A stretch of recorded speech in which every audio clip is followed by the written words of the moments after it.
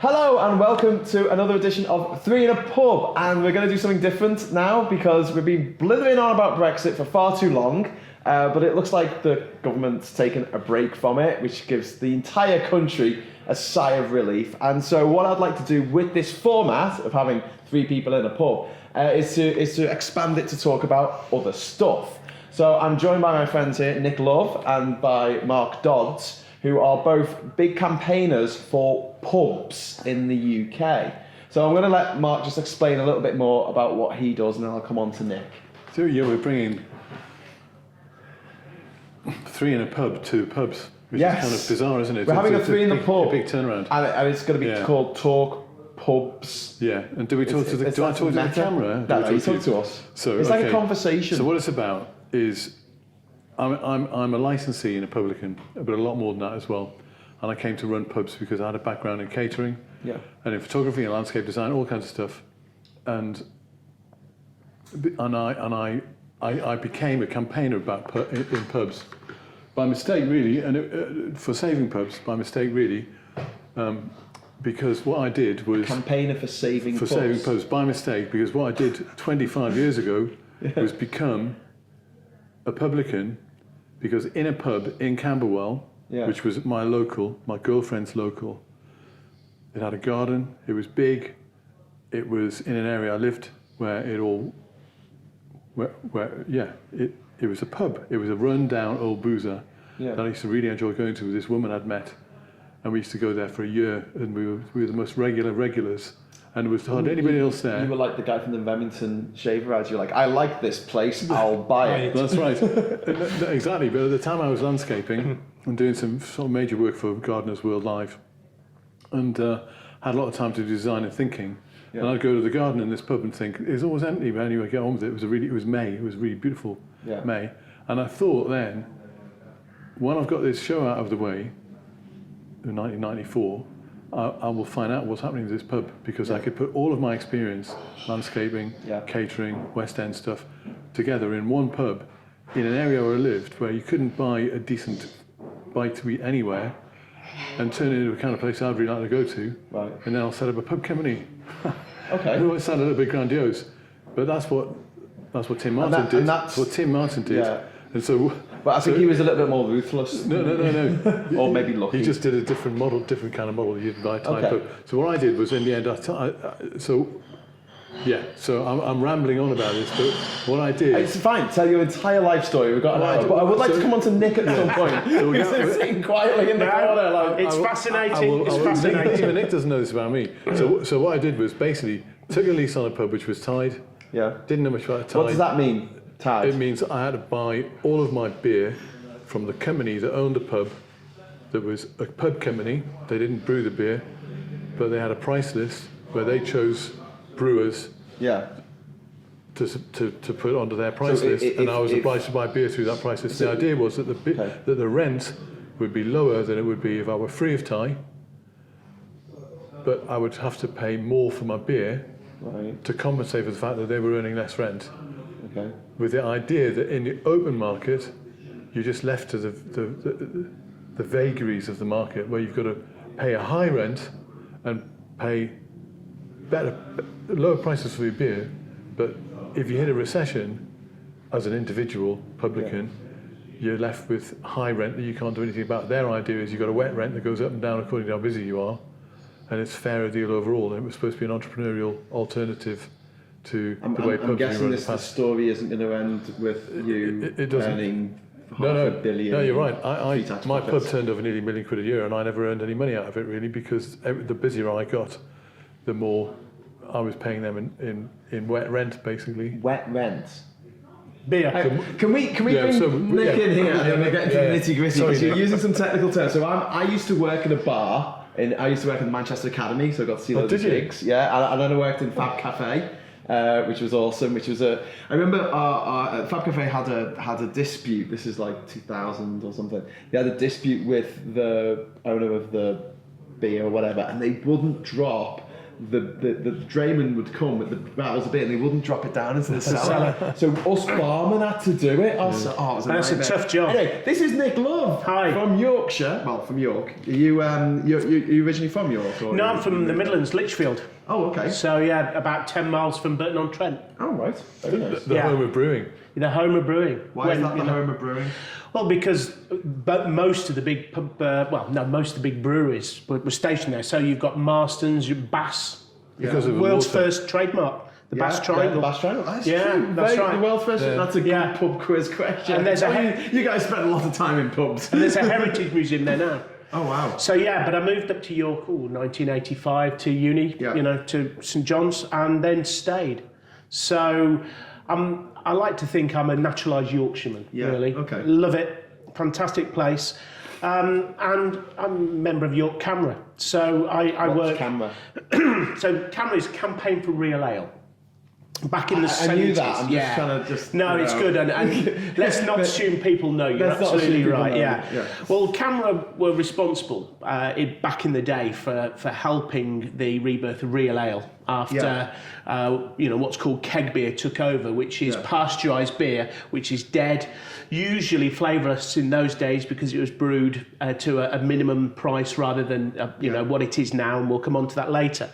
So I've been a member of Camera for quite a while, but I've got more involved recently, certainly within York, about pub protection. Because one of the things that I suppose I'm passionate about is the fact that you've got all these breweries now, 2,000 breweries plus in the UK. There's been a boom in brewing. If you're losing pubs, where do you sell your beer? You can't just sell them at supermarkets. You can't just sell them out of your own bars, in effect. So I come to it from a point of view wanting to help communities protect pubs that we think will be viable in the long term. There'll always be pubs that fall foul, unfortunately, because they're not, but the vast majority of pubs are viable with the right business model. Right. So and that business model isn't a one size fits all. No, it's not. Depending on where you are and what community you're in and what the locals like, you've got to offer different things, haven't you? You absolutely have, and one of the beauties about the British pub, full stop, is the fact that there isn't a blueprint for a perfect pub. I mean, obviously, if you're There abroad, is in my head. well, that's the thing. There is in everyone's head. Everybody has their moon underwater, which is the Orwellian, Mine would be the way you have like an art house cinema and it never makes any money. Yeah. Well, it's a pub with a cinema in it that just shows films. And doesn't make any money. That's fine with me. Do you know what I mean? We make money from the beer rather than You've got a really good point there. Yeah. Anyway, go on. No, so obviously, if you're this picture box sort of idealistic view of the British pub as being thatched and of serving ale and having a wonderful licensee, landlady, landlord, it's great. But actually, I've been in some of the most fantastic pubs that are estate pubs, and they've got that sense of community, and that's what binds every single pub is the community. But we're seeing this more and more. I mean, sort of zooming out a little bit, because I do want to come on to pubcos and what they're doing to destroy British pub communities. But years ago, the centre of any community was the church and the pub. Quite. And that has been disrupted so much. And even in my lifetime, now, coming from Liverpool, when I was growing up, there were pubs all over the suburbs of Liverpool. Now, the pubs are all in the city centre. If you want to go and have a drink, you've pretty much got to go traipse all the way into the city centre and then try and get back out while you're drunk, which is never easy. Yeah. But I've seen that change, and obviously you're the coalface here with Canberra and in York. Like, what's going on? What's the mechanisms there? Is that just the free market doing what the free market does, or is it? No. I mean, there's a plethora of things. I mean, yes, we've got to acknowledge that society has changed as a whole. We will come on to obviously some really tangible reasons that aren't concerned with society, but society, 40% of people now are visiting the pub less. I mean, that's a fact. So you've got to, unfortunately, societal changes where people feel safer at home. They can do gaming, they can go on Netflix, they can do, anything else. Why? Okay. Yeah. You're not wrong, but why are they visiting? Why are people not visiting the pub as much as they used to? I would go on. Okay. I know why. Go on. I'm sure there's more than one reason. So then, But The difficulty in talking about it is there are loads of reasons why, Yeah.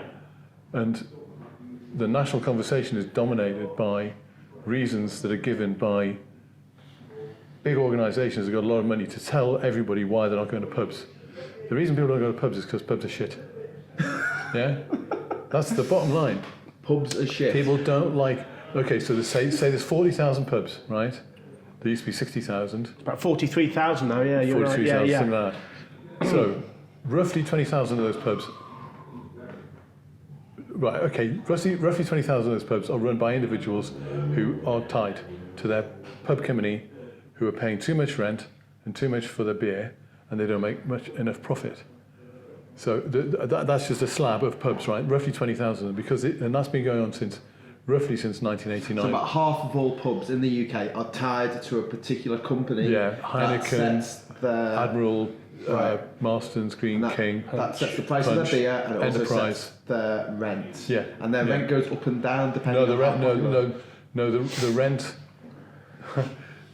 It's really fascinating because actually, the rents generally go up every 5 years or every 3 years.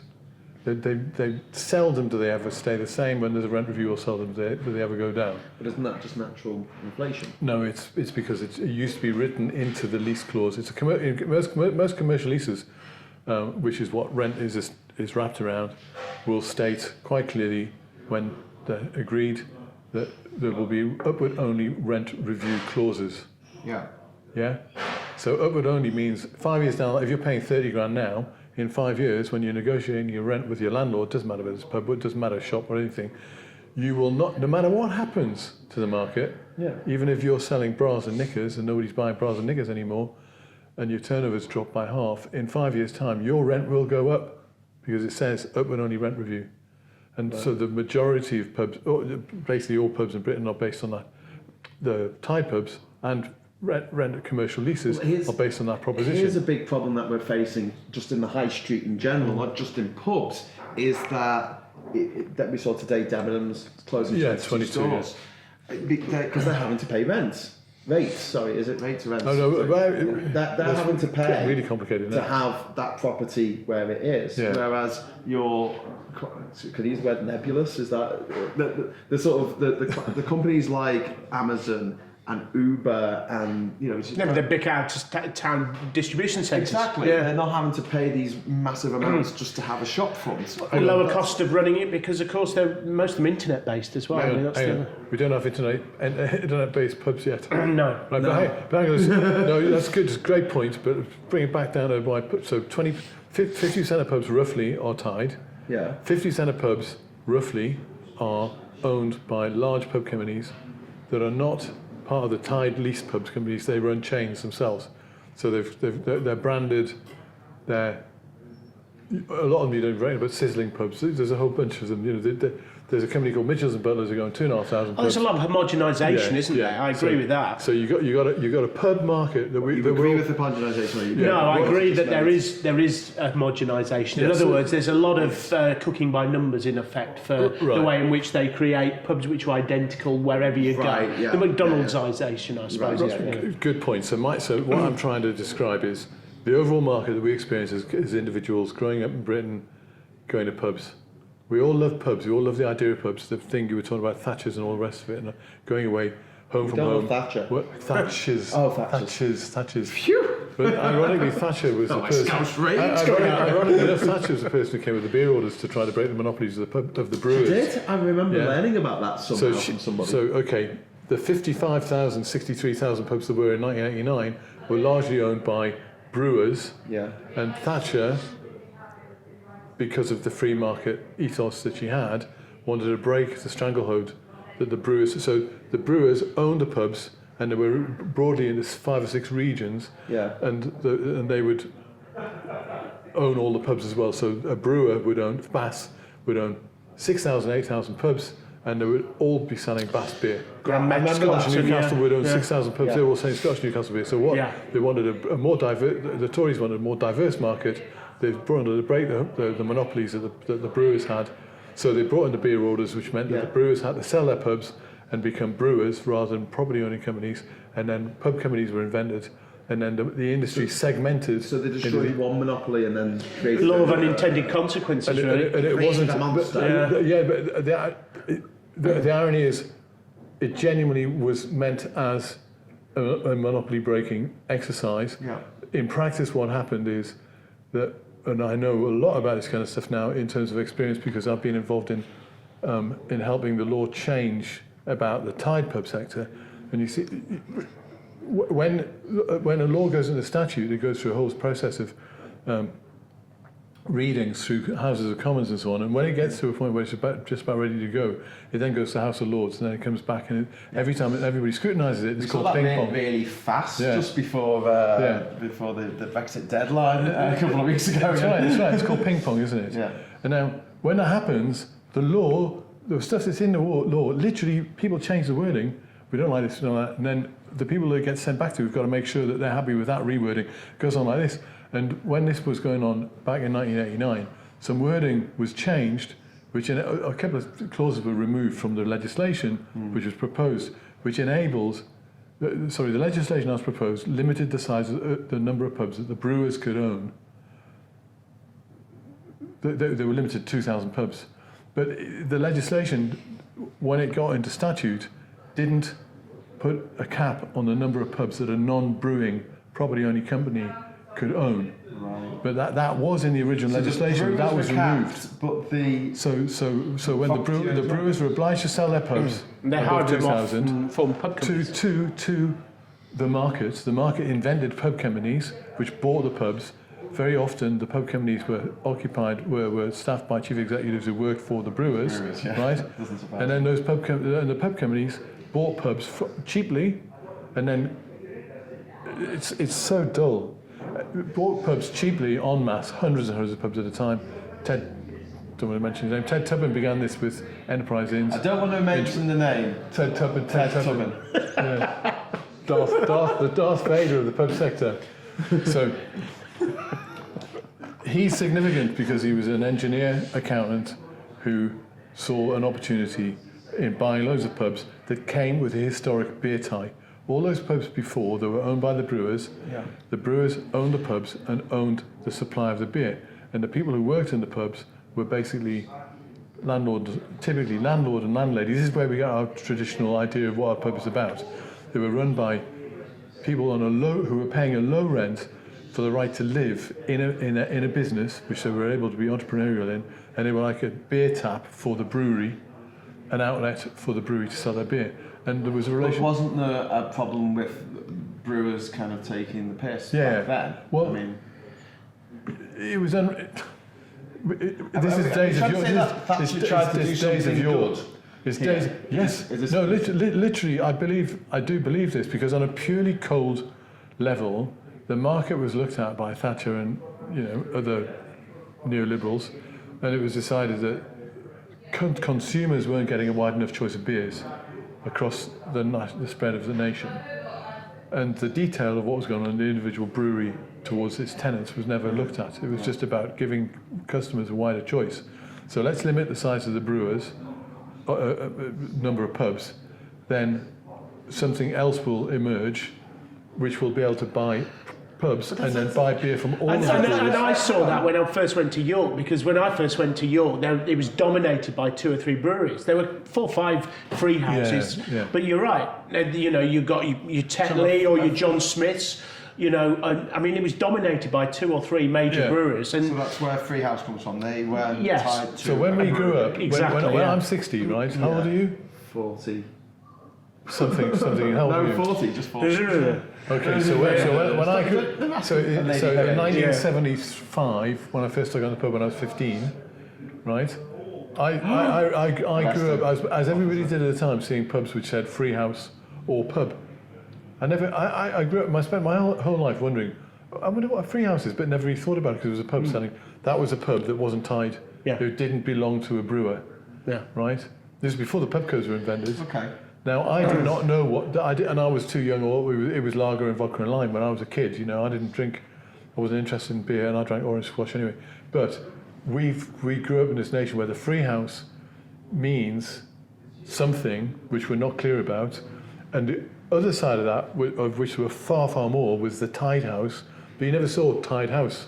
Well, you saw the You bass. see a bass house or That's a right, you house saw a or- logo, yes. Or, But you see what I mean? We never understood, the language was never developed. We never have a And you see a vocabulary. pub sign, and underneath it to tell you the brewery. Yeah, we didn't have a vocabulary for what that meant. Necessarily, we expected to pick that up. So when it comes to, so when it comes to the beer orders, 1989, the idea was to break up the monopoly of the brewers and make something much more diverse happen.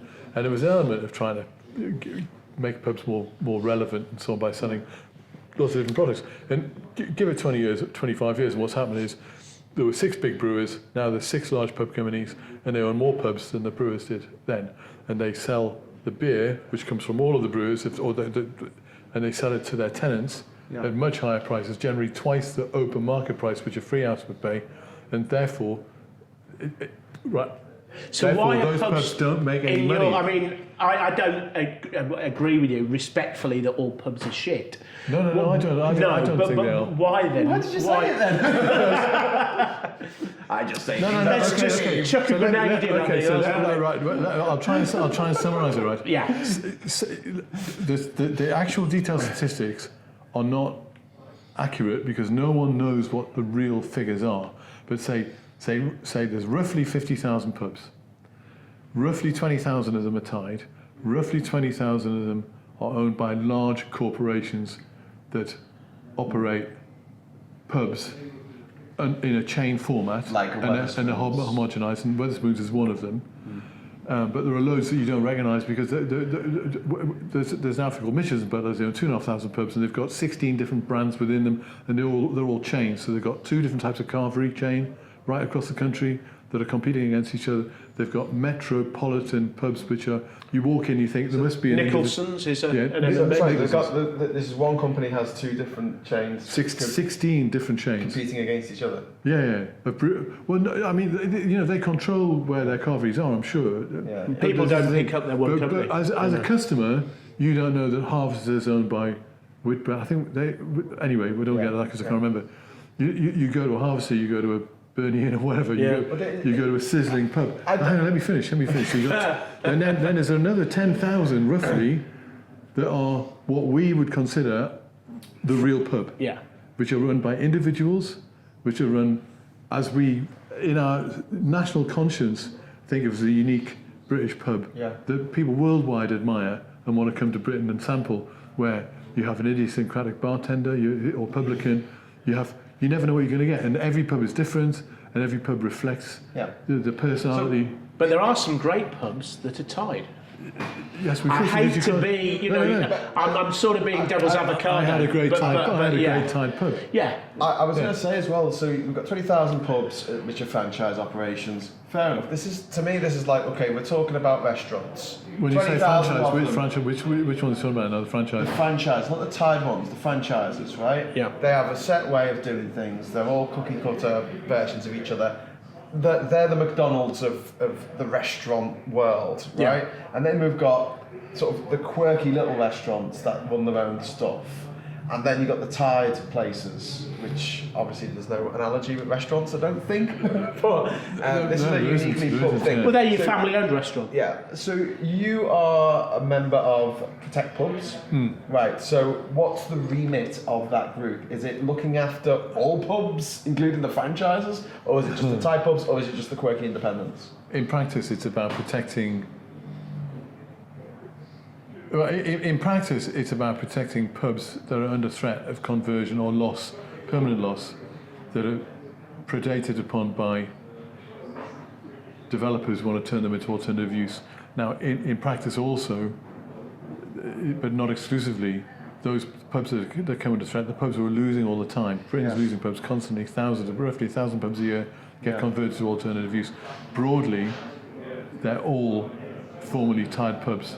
1,000 pubs a year. Yeah. And it's 18 a week, roughly. Yeah. Wow. Yeah. And it's been going on like that. 10 years ago, it was around about 2,000. And the new pubs, they're not just not replacing the old pubs. See, the libertarian argument is that it doesn't matter. These pubs that fail deserve to fail because they're shit pubs. Yeah, well, I don't like libertarians. No, like rich but there's a lot of libertarians who are beer drinkers who know a lot about beer, and they've got this attitude, and some of them have got a voice, who have a voice. But there are replacements against the failures, but the replacements tend to be micro pubs and alternative drinking venues. Now, this whole argument, this whole discussion is so confused in Britain that you've got beer writers who are. Nick's a really good writer about beer, by the way. We've got beer writers who are, in the end, people who love beer, and they write about beer, and then by default, of course, they drink a lot of beer in pubs because that's where beer's dispensed, and they have opinions of why pubs are failing, and they regard that broadly pubs fail because they deserve to fail because they're not run properly by the tenants by the people who run them, and if they were right, they wouldn't fail, and the replacements against the losses are micropubs.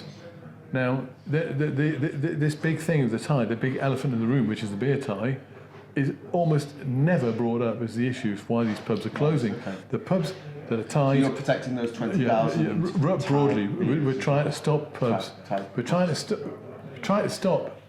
It involves planning legislation, it involves primary legislation to do with the built environment, community and all the rest of it.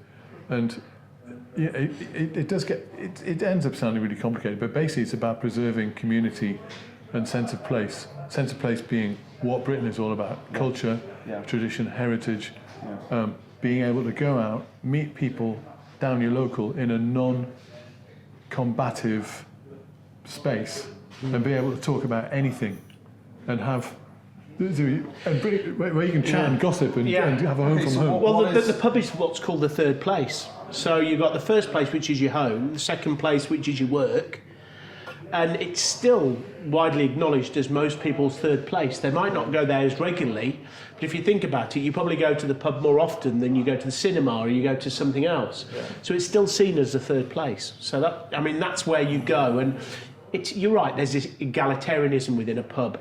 There's no class. There's not a joining fee. You go and you're one with anyone, and there's a lovely, delicious mix of regulars and strangers. Yeah. And when you've got there, you've got people who can talk and discuss, and you meet friends that you've never met before. It's the cliche, but it's true. I'll prop up a bar and talk to somebody, and you'll learn from somebody. There's an interaction there, and I think that's lovely. When we walked in here, well, not quite, but when we walked in here, basically, Susie, who's the woman who runs this wonderful place. We're in the station house in Durham, by the station, and it's fantastic. It's actually got a screen in the corner which tells you when the trains are leaving, which is awesome. It's a brilliant pub, great pub. Free, and this embodies the kind of thing that you want in a real pub. Yeah. They don't do foods, but that's just because of the way it is. They haven't got a kitchen. Well, they do snacks. But they do pork pies and stuff like that. But it's one example of a fantastic pub. It's rich and delicious. And this is all real ale. And vile. The beer is great. He's drinking lager. I know. That's the German equivalent to real ale. But Reinheitsgebot. But the point... Yeah, okay, good. Indeed. Yeah, whatever indeed. you just said. But the point is, that's Susie there. But hello, Susie. But the point is, we get chatting to a group of people downstairs. Yeah. So we start talking to Susie, just went downstairs, about stuff, wide-ranging load of stuff, politics included, why we're here, what we're doing, all that kind of stuff, general conversation. I apologise to the table of people who's a family behind us for us being loud, and they go, no, it's really interesting. We're going to York, because Nick's from York. We're going to York, we heard him talking about York. Then we are exchanging information about pubs.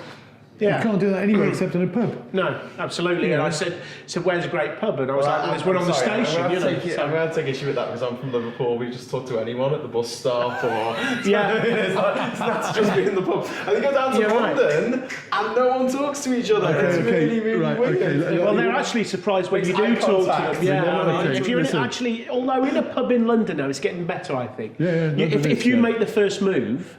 I still think that people are like, oh right, yeah, you're from the north, you know. It's like you're from the north, friendly people. But it works. I think if you do make that first move, and if you do initiate conversation, I think we all agree that we all love pubs. Yeah. But what I'm trying to sort of move the conversation around to is about protecting pubs and what threats they need to be protected from.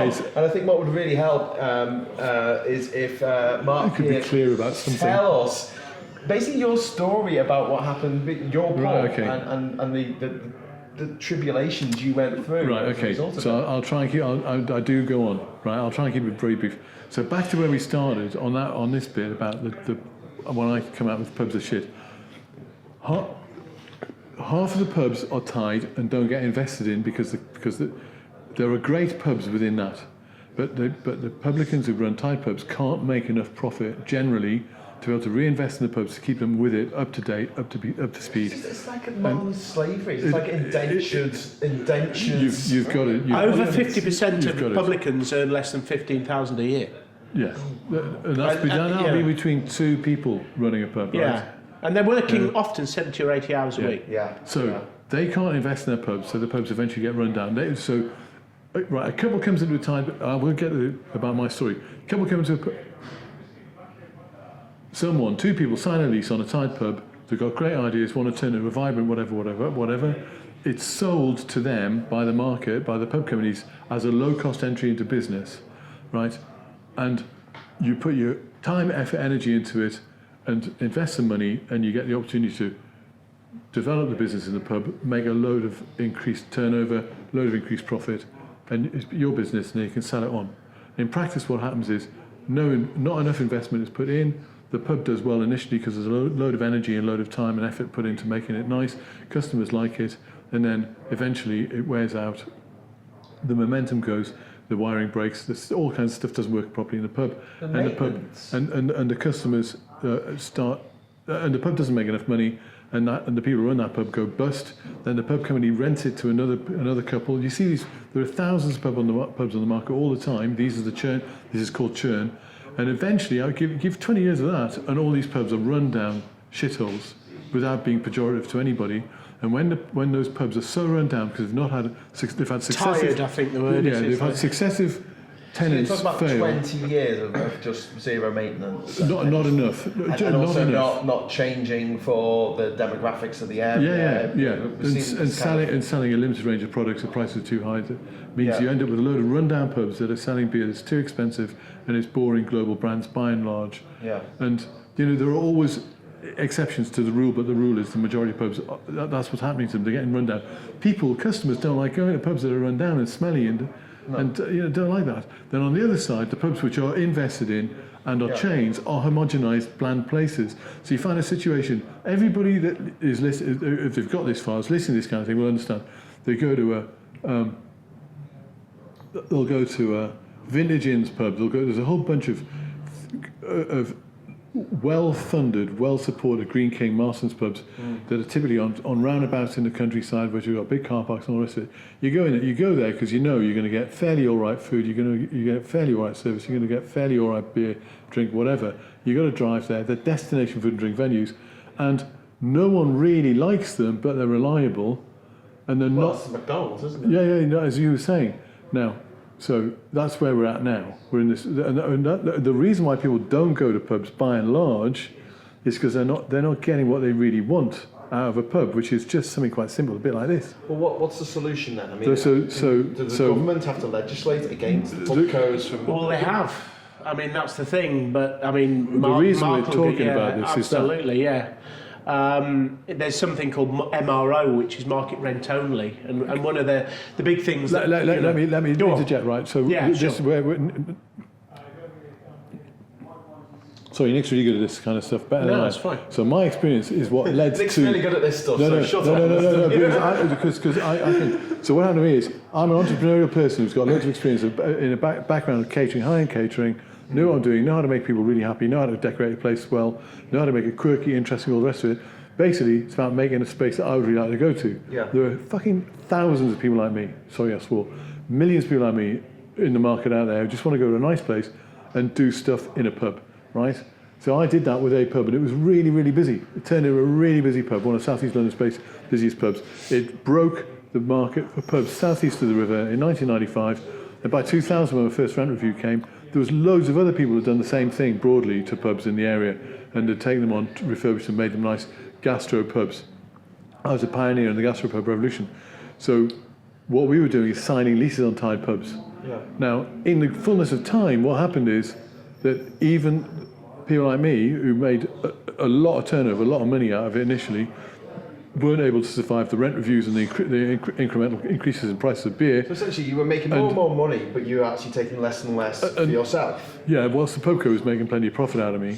And so when I realised the mechanism I was in was an inevitable spiral that would only fail eventually, because the finances didn't stack up properly, I got involved in setting up a campaign called the Fair Pint Campaign, which was to represent tied publicans who were slaves, indentured labourers, from Punch, Enterprise, all these different pub companies together, to come up with legislation which would limit the ability of the pubcos to charge whatever rents they wanted and whatever prices they wanted to supply, and open up the supply chain. But what's the mechanism for them just increasing the rent? If you sign a contract with them, how can they just go, right, we're just going to put it up 50%? Well, this is where Nick's good on the details. Well, there's rent reviews. I mean,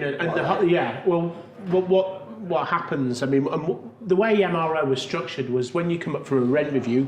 This is called the Pubs Code. Yes, there's something that's legislation that was passed a couple of years ago. 2014.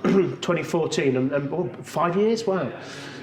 You're right, it was. And actually, largely due to people like Mark and people like Paul Crossman and a lot of other people, Dave Mountford, a lot of other people involved. And they lobbied the government, and the coalition finally got it through.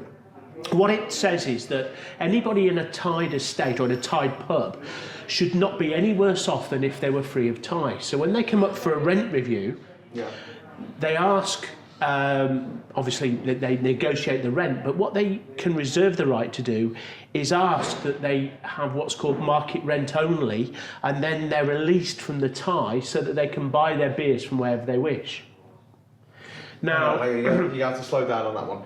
So they can say they were tied to a particular pub company, not a brew, pub company or pub owning business. Okay, so they were tied to one. And they come up for a rent review, but they weren't making enough money in order for the rent to go up. Well, no. What they'd say is there's a mix in there. So if we were to ask that you release us from our tie of buying all our beers from you, what rent would you charge us? And can we pay a fair rent to you and then be released from the tie and buy our beers at a market price? Yes, because one of the flaws or one of the iniquities within the whole tied estate model is the fact that, and I've seen this, there was a thing on Facebook literally 3 days ago, although I'm aware of it far more before that, was that it is perfectly... It's perfectly normal for a licensee to buy a beer, let's say, a best bitter within York from a local brewery for, let's say, £124 for 9 gallons. They could buy that without having to go through the pub company, direct from the brewery, as a free of tie or free house business for around about £62. Wow. So that profit... the difference there, that's what goes to the pubco. Correct. And then the pubco is making more money out of the fact that they have the rent in the place. Absolutely. And they're making more money on, I suppose, that's the wet rent. A cut of the profit? So the wet rent is the profit they make from the beer, and the dry rent is the rent that you pay on. So the wet rent, beer. Okay, talking of beer, I'm going to get another drink, so you guys talk amongst yourselves. Yeah, they take the cut of the profits from charging so much for the beer. Yeah. So, right. You know what you're getting, don't you? Dawn. Yes. Dawn rising. So so just to explain to everybody, what you've got you've got your wet rent, which is basically the profit that you pay or the markup that you pay to the pub company for the beer.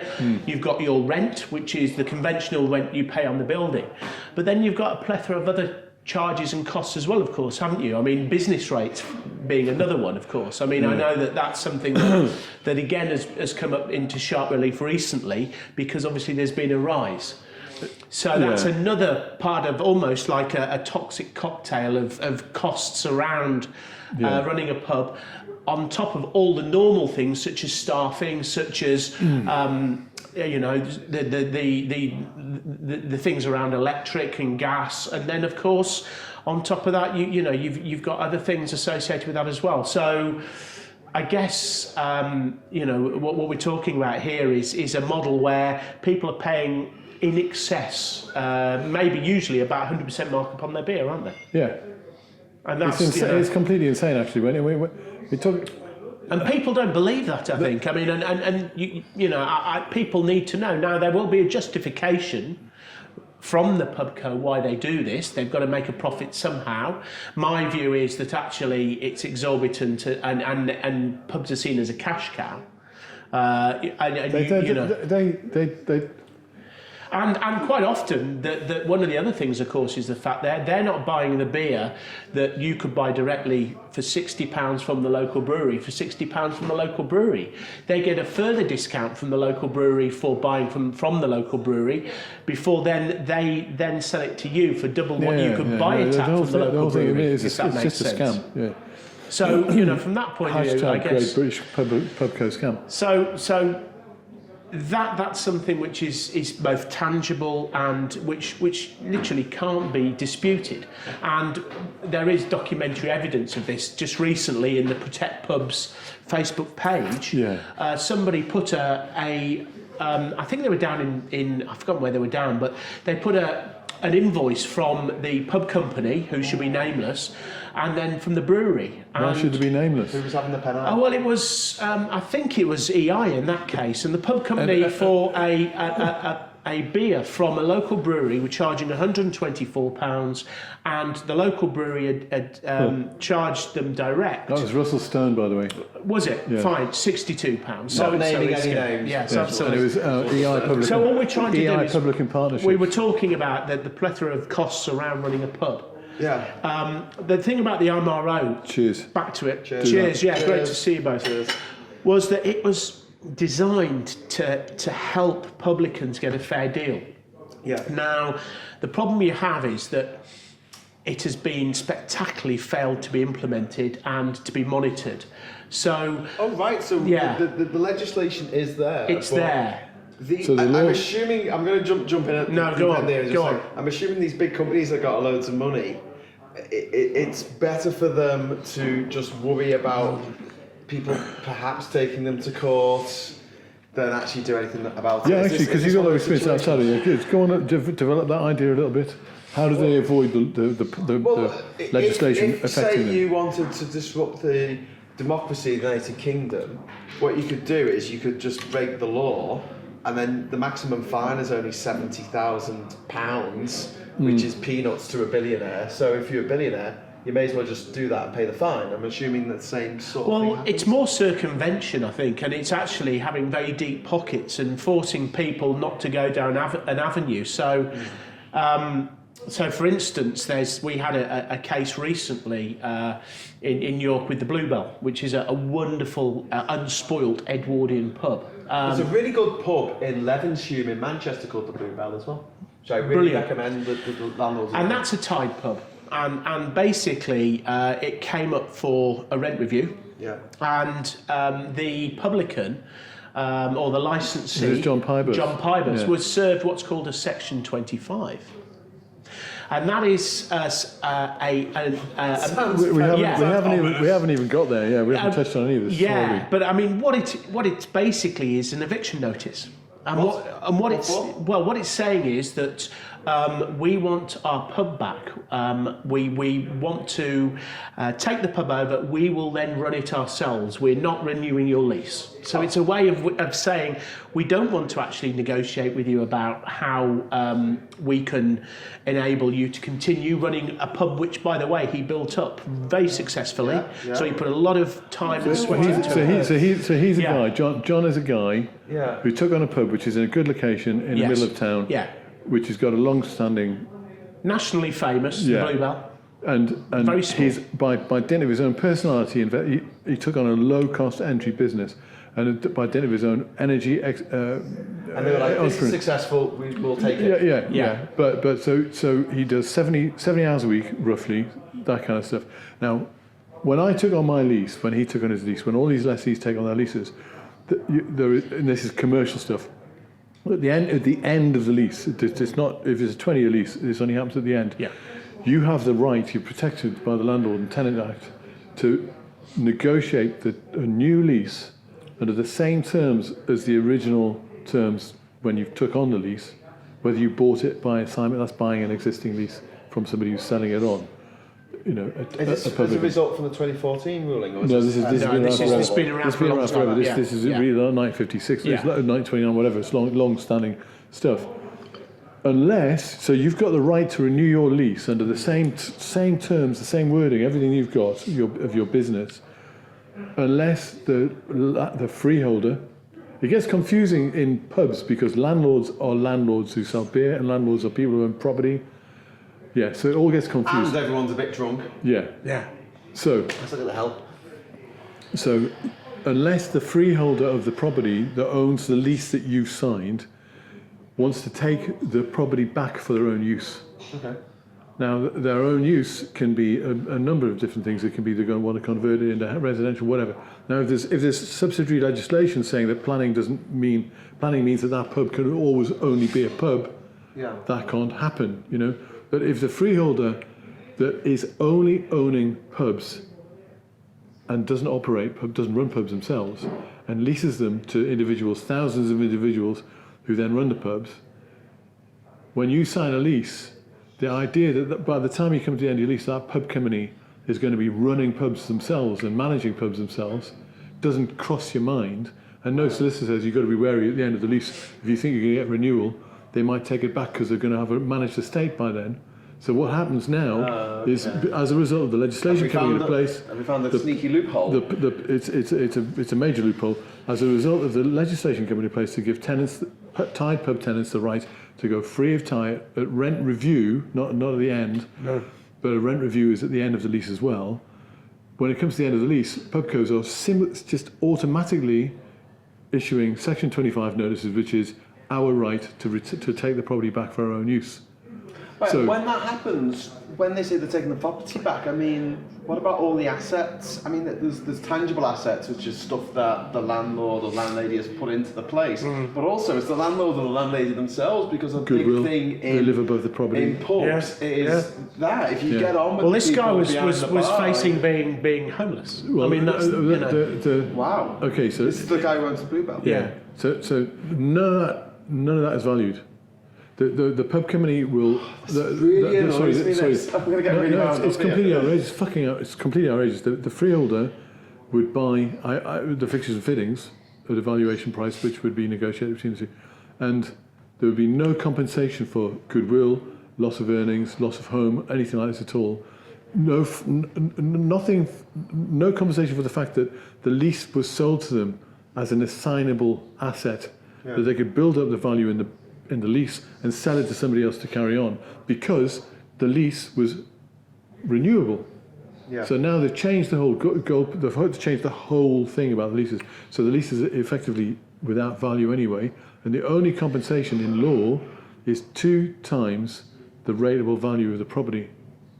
So that's statutes, right? So let me get this straight. So I could take on a failing pub here in Durham, and through sheer force of will, personality, grit, and awesomeness, I make it into the most successful pub in Durham. Me, I do that. And in 4 years' time, it's the end of the lease. And then the lease runs out in 4 years' time. Foxtrot Oscar, basically. The pub company says, "Oh, well done, Graham. You've made this pub that used to be worth £100,000. You've made it worth £1 million. We'll take it." Yeah. Well, that's what they do. Well, there's 2 reasons, I think, and I mean, you're cutting quite rightly. First of all, it means that if they take it back under a managed model, their costs go down, because they can put someone in at 20 grand a year who basically has no skin in the game. So they're taking all the profit that's, by the way, built up by you. Yeah. You've built up this pub to being something special. Now, we argued with the Bluebell quite rightly, and actually you could argue, if you lose a figurehead such as a charismatic, gregarious licensee, be it a landlord or a landlady, then actually regulars may walk as well. Yeah.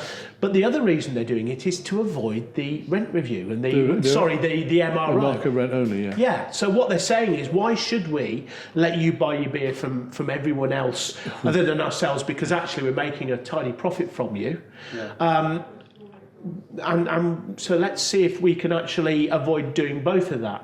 And what they do is they force these licensees, and Paul Crossman was another, the Swan. I mean, they served him a Section 25 a year before he was due, literally. Is that in York as well? Yes, it is. It's a wonderful sort of pub in what's called Bishy Road, which is a nice area. There's a great pub in Liverpool called the Swan. Again. And it used to be a biker bar when I was like. We need to talk about Liverpool. You used to see all these bikes lined up outside. We need still quite rock. And they served the Section 25 notice to his cleaner exactly a year before the end of the lease. Yeah. And again, it's around actually forcing people then to say, right, if you're not happy with this, fight back. Serve us with a Section 26 or something like this. But the whole point about it is, talking to a lot of licensees, I mean, you'll know this more than anyone, but me from a camera perspective is saying I always look for evidence-based, facts or evidence-based sort of stuff. I don't take anyone at face value. So what I'll say is, right, you're saying this, prove it to me. Now, I've talked to countless licensees who have said, this is to my life upside down. First of all, because if I'm going to fight these people, I want to take them to court. Yeah. I mean, John Pybus was the same. He said if to take them to court would have cost them over 100k, basically. So what the long game with these big pub companies is the fact, can you afford to fight us? Have you got deepest pockets to say, I tell you what, you may well fight us and you may well come out on top, but you're going to need to have very deep pockets to be able to do that. Most licensees don't have big savings that they can draw on and say, I tell you what, because of the very thing that Mark was saying about the fact they don't make an awful lot, so they don't have an awful lot to put away, so they don't have this stash that they can call on and say, I tell you what, I'm going to take you on here and I'm going to actually fight against what is legislation. I'm entitled to market rent only.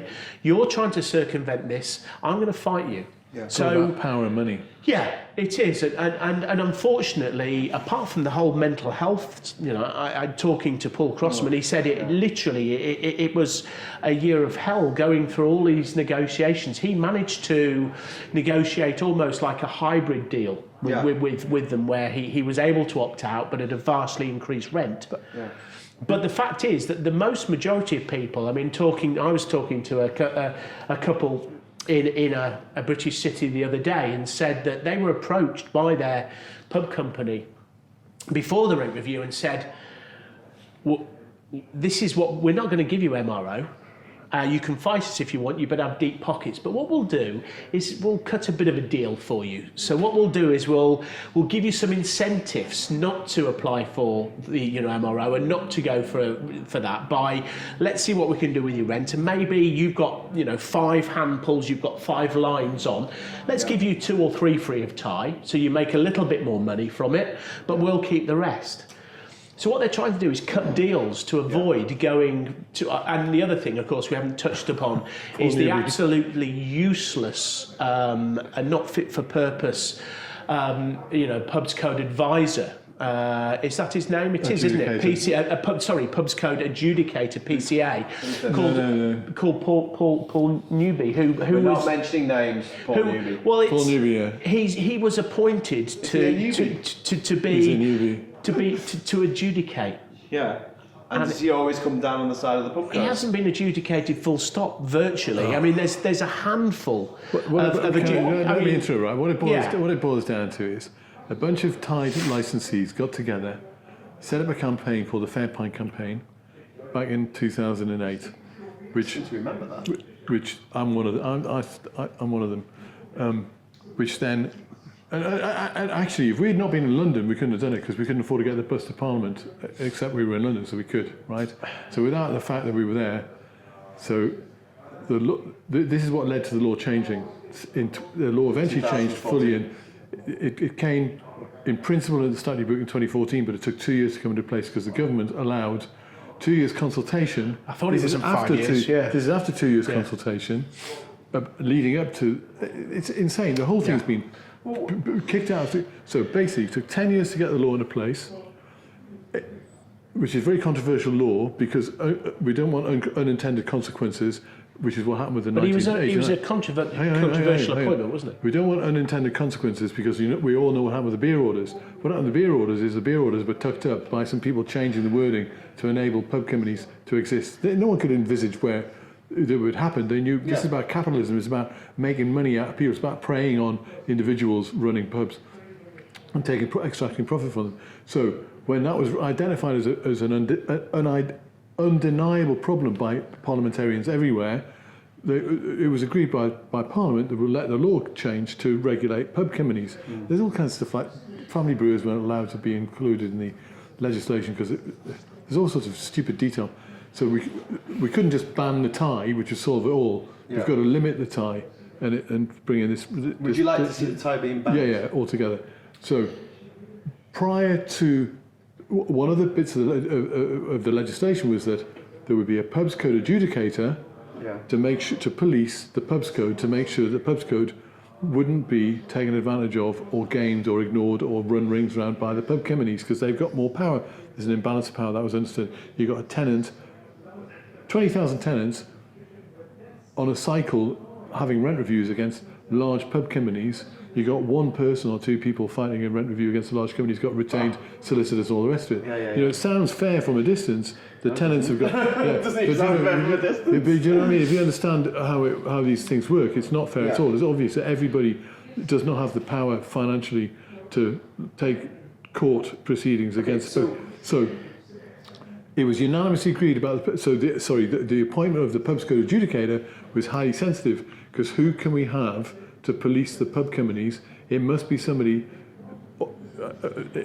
in defending the tenants, it must be somebody who's got no experience of the pub sector whatsoever, because if they've got some experience in the pub sector, they will be accused either by the pubcos or the tenants of being biased, right? So there was 2 years after the primary legislation came into place to allow the pubcos the industry to consult before the law came into effect. So the law came into effect on 15th of May 2016, I think it was. That's right. And at which point the pubs code adjudicator came into effect as well. The pubs code adjudicator, the policeman of the pubs code. And the person they appointed is a guy called Paul Newby, who until the announcement was made, was a senior director at Fleuret's. Fleuret's estate agents, who are the tied pub sector's biggest estate agents. What? Yeah. Hey, hang on. No, what? we should have done this an hour ago. Cronyism. We should have started right at the beginning. And, oh my God. And that was never considered a problem except by people like me, who went on to Facebook and Twitter. How can that not be a problem? I'm going to set up an adjudicator. He's the most conflicted person possible. People who kill kittens, and we're going to put Mr. Stabby Kitten in charge. I mean, what the hell? King Herod in charge of babysitting. You know? That's exactly it. Fleuret's themselves acknowledge that at least a fifth of their income comes from doing work for pub companies. So Paul Newby had worked for Enterprise Punch, all the others, and then was expected to leave his company, work as an independent arbitrator on behalf of the nation to police the pubs code, where disputes would be between tenants and the pub companies he used to work for, with the expectation that he'd be balanced and uneven. And yet, if he was biased and if he came out and said every adjudication that went before him was a fair adjudication, it would mean the tenants were getting away with the transfer of profits from the pub companies to the tenants. That's what the legislation is supposed to do. It's supposed to transfer profit from the pubcos by not letting them profiteer from the beer prices and over market rents, and give a balanced profit to the tenant. Yeah. Now, if he sided on the side of he wouldn't be siding. This is the thing, it's so difficult to describe. If he did what he's supposed to do, the tenants would get more profit. And he can't do that because it means the pubcos are going to get less profit. That means the pubcos are not going to use Fleuret's. Yeah. And he can't let pubcos not use Fleuret's because Fleuret's owe him 240 grand as a director's loan.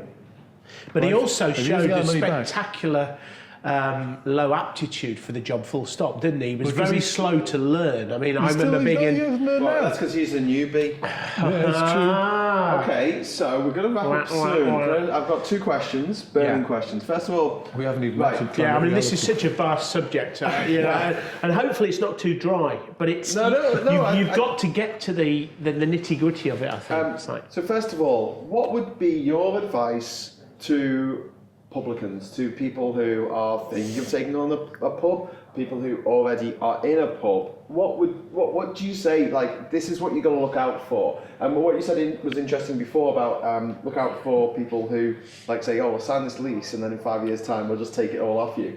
You know, be aware that could happen. I mean, Okay, so in general terms, if you're, there is of course an idea that everybody wants to run a pub, or every man wants to run a pub in Britain. Yes. It doesn't. it's bloody hard holds work, true. isn't it? That is No, true. I would say. I mean, yeah. it's this idealised thing of, oh, I'd love a little pub in the country and we'll cook a little bit and whatever.